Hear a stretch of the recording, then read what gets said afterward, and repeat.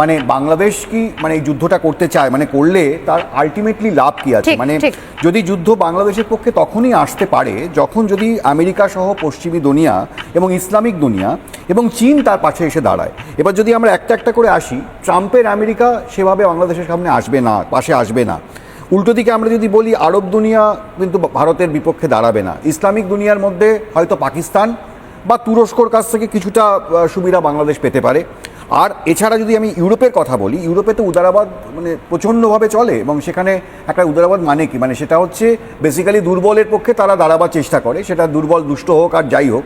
তো সেখানেও খুব একটা আমার যেটা মনে হয় যে ফ্রান্স ইতালি ভারতের পক্ষে কথা বলবে, ব্রিটেন জার্মানি নিয়ে একটা প্রশ্ন থেকে যাচ্ছে, কিন্তু তারা বাংলাদেশের পক্ষে যাবে এরকম ভাবা যাচ্ছে না। তাহলে রইল বাকি শুধুমাত্র হয়তো বলা যায় চীন।